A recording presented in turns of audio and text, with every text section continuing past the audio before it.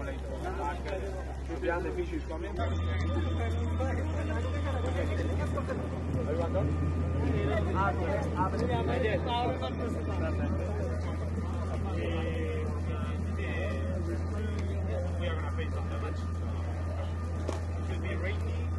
The stadium plays with it does it, yeah, it's warm. Okay.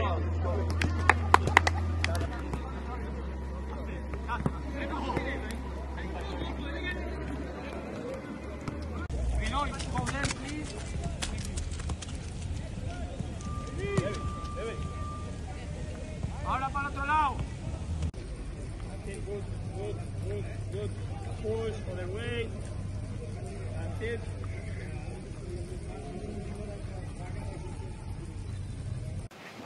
First of all Asian কোয়ালিফায়ার্সের round already start হয়ে গেছে ইন্ডিয়ার ম্যাচের মাধ্যমে। আর যেহেতু একটা ম্যাচ চলে গেছে, আমাদের হাতে আর 5টা ম্যাচ আছে। সো আমাদের যে ফ্যান্সরা আছে, আমাদের বাংলাদেশি যে দর্শকরা আছে, আমাদেরকে যেরকম সমর্থন দিচ্ছে, তাদের এক্সপেকটেশনও অনেক হাই। সো বেসিকলি আমাদের আজকে একটা মিটিং হয়েছে, এই বিষয়গুলো নিয়েই কথা হয়েছে যে আগের মানুষের এক্সপেকটেশন, এখনকার সমর্থকদের এক্সপেকটেশন আসলে এক জায়গায় নেই। মানুষ আরও বেশি এক্সপেক্ট করতেছে, বেশি চাচ্ছে। সো সবার জায়গা থেকে দৃঢ়প্রতিজ্ঞ যে আরও ভালো কিছু করার চেষ্টা করবে এবং নিজের জায়গা থেকে যতটুকু লেভেল বাড়ানো যায় সবাই চেষ্টা করবে সেটা। Basically we are suppose to training at national stadium. আমরা লাঞ্চ টাইম পর্যন্ত এটাই জানতাম, বাট ওয়েদারের উপর তো আসলে কারোর হাত নেই। বৃষ্টি শুরু হয়ে গেছে, তো সেজন্যই সাডেন আমাদের স্কেডিউলটা চেঞ্জ করা হয়েছে। সেজন্য আমরা ন্যাশনাল স্টেডিয়ামে ট্রেনিং করতে পারিনি আজকে, যদিও আমরা করতে পারলে ভালো লাগতো, কারণ দীর্ঘ 4-5 বছর পরে আমরা ন্যাশনাল স্টেডিয়াম পেতে যাচ্ছি। সো যেহেতু হয় নাই, আর ওয়েদারের একটা ব্যাপার, এখন রেইনি সিজন, সো এটার সাথে আমাদের অ্যাডজাস্ট করে নিতে হবে। আর যেহেতু হামজা আমাদের সাথে অলরেডি খেলছে, হামজার সাথে সাথে সমিত সোমও আসছে, এটা আমাদের টিমের জন্য আসলে একটা ভালো নিউজ যে আমাদের কিছু পটেনশিয়াল প্লেয়ার যারা আমাদের টিমের জন্য ভালো হচ্ছে, আমাদের টিমের লোকাল মোটিভেশন প্লেয়ার বলেন, প্লেয়ারদের ভিতরে একটা মোটিভেশন কাজ করতে, একটা বুস্ট আপ কাজ করতেছে। সো আমি মনে করি যে হামজার সাথে সাথে সমিত সোম সহ যারা আসতেছে না কেন, এটা আমাদের টিমের জন্য ভালো এবং আশা করতেছি এরকম আমরা সবাই মিলে একটা ভালো রেজাল্ট করতে পারবো। অ্যাজ এ প্রফেশনাল প্লেয়ার সমর্থকদের এক্সপেকটেশন থাকবে, যদি আমরা তাদের এক্সপেকটেশন ফুলফিল না করতে পারি তারা আশাহত হবে, আর যদি করতে পারি তারা আমাদেরকে সাপোর্ট করবে আরও বেশি। সো দুইটা দিকই আছে, তো আমরা ভয় দিকটাকে না নিয়ে আমরা আশার আলো দেখি, আমরা চেষ্টা করে যাই, আর ভালো হবে ইনশাআল্লাহ। মূলত আমাদের আজকে সিঙ্গাপুর ম্যাচ নিয়েই আলোচনা হয়েছে, যেহেতু আমরা একটা ম্যাচ করে আগে প্রত্যেকটা উইন্ডোতেই।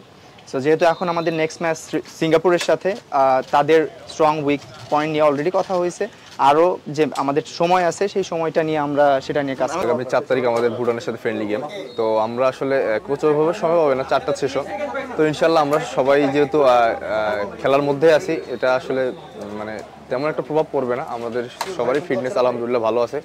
তো ইনশাল্লাহ আপনারা জানেন যে ফিটনেসের জন্য আমাদের হচ্ছে আমরা জিপিএস ইউজ করতেছি, এটা আমাদের জন্য অনেক পজিটিভ থিং।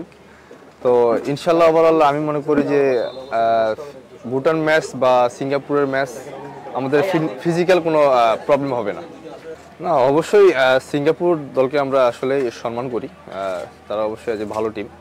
তো ইনশাল্লাহ আমাদের ডিফেন্ডারদের ভিতরে ওই কিউরিওসিটিটা আছে যে আমরা আসলে যত ভালো এগেইনস্টের টিম হোক না কেন, আমরা ট্রাই করব আমাদের সর্বোচ্চটা দিয়ে আমাদের টিমকে ভালো কিছু উপহার দেওয়ার জন্য। আর আপনি মিডফিল্ডের কথাটা বললেন, তো আলহামদুলিল্লাহ দেখেন আপনি হামজা ভাই আসতেছে, সোম ভাই আসছে, ফাহমিদুল আছে, এবং আমাদের যারা আগের ছিল তারাও আছে। আলহামদুলিল্লাহ ওভারঅল আগের থেকে অনেক শক্তিশালী হবে মিডফিল্ডটা আমি আশা করি, এবং ইনশাল্লাহ হবে শক্তিশালী। তো ওভারঅল সবকিছু ঠিকঠাক, আমরা সিঙ্গাপুরের সাথে ভালো কিছু করবো ইনশাআল্লাহ। সে যে প্রবাসী প্লেয়ার আমি এটা বলবো না, সে বাংলাদেশি একজন প্লেয়ার, এটাই হচ্ছে বড় পরিচয়।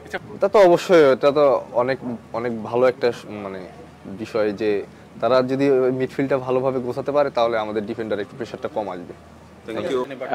অবশ্যই প্লেয়াররা এক্সাইটেড যে তারা কালকে পর্যন্ত জানে যে ন্যাশনাল স্টেডিয়ামে আজকে প্র্যাকটিস হবে, সো অনেকদিন পর তারা মাঠে যাবে। রেডিও ছিলাম, বাট এখন তো মৌসুম আসলে ডিফারেন্ট, বর্ষার মৌসুম, তো সব কিছুর জন্য আমরা রেডি আছি আর কি। ছেলেরা হুট করে বলা হয়েছে যে কিংস এরিনায় যাচ্ছি ওদের প্র্যাকটিস গ্রাউন্ডে, তো তারা রেডি, বাট তারা মিস করলো আর কি। আজকে স্টার্টিং ডেতে হাবিয়ার যেটা করে প্রথম দিনেই টিমকে তার এই অ্যাসাইনমেন্টে কি করতে হবে, টিমের কার কি দায়িত্ব এবং আগে কি করেছি, কোনটা করা যেতে পারতো, একটা মোটিভেশনাল মানে স্পিচ রাখে যেটা টিমকে উজ্জীবিত করে নিজেদেরকে সামনের যে অ্যাসাইনমেন্টটা আছে সিঙ্গাপুরের সাথে সেই সিঙ্গাপুরে ভালো করার জন্যে। সো আসলে আমরা আজকে ভিডিও সেশনে আমরা আগের সিরিজে কি করেছি, কি করতে পারতাম এবং সামনে আমাদের জন্য সামনে কি চার্টটা আছে, যে চার্টটা দেখানো হয়েছে যে আমরা টপে আছি, আমাদেরকে এই সামনের ম্যাচটাতে কোয়ালিফায়ারের সামনের ম্যাচটা সিঙ্গাপুরের সাথে আমরা জিততে চাই। মানে এর পরেও আরেকটা ম্যাচ আছে, সেটাও হোমে। সো অনেক বছর পর আমরা হোমে খেলতে যাচ্ছি, সব মিলিয়ে একটা যে এনভায়রনমেন্ট আমাদের দরকার এবং যে এনভায়রনমেন্ট তৈরি হয়েছে ফুটবলকে নিয়ে, মূলত সেটার ব্যাখ্যাই প্লেয়ারদেরকে হাবিয়ার দিয়েছে। না, আমাদের দৃষ্টিতে এটা একটা ব্যালেন্স টিম, যে টিমটা ডেফিনেটলি মিডফিল্ডে আপনারা জানেন কারা সংযোজিত হয়েছে, প্লাস অল ওভার ডিফেন্স এবং অ্যাটাকিং সাইড দিয়ে আমাদের টিমটা আগের থেকে অনেক বেটার সাইড। সো আমরা এখন ওটা বুঝ করছি না যে এখানে কোনো সমস্যা আছে। আলহামদুলিল্লাহ আমরা ব্যালেন্স সাইড। বিশ্ব সবসময় আমাদের একজন ইম্পর্টেন্ট প্লেয়ার। সো আমরা সবাই জানি সে ইনজুরিতে আছে, আশা করছি যে খুব তাড়াতাড়ি সে ফিরে আসবে। বিশ্ব ডেফিনেটলি আমাদের টিমের একজন ইম্পর্টেন্ট প্লেয়ার। ফাহমিদুল অবশ্যই একজন ট্যালেন্ট প্লেয়ার এবং আমাদের ওই সময়টা সৌদিতে আসলে সে খুব কম সময় পেয়েছে এবং এখনকার ফাহমিদুল আমার কাছে এবং হাবিয়ারের কাছে মনে হচ্ছে যে সে অনেকটা রেডি হয়ে এসছে, যে সে ভালো কিছু করার জন্য মুখে আছে আর কি। ইনশাল্লাহ দেখা যাক কীভাবে সে নিজেকে তুলে ধরে।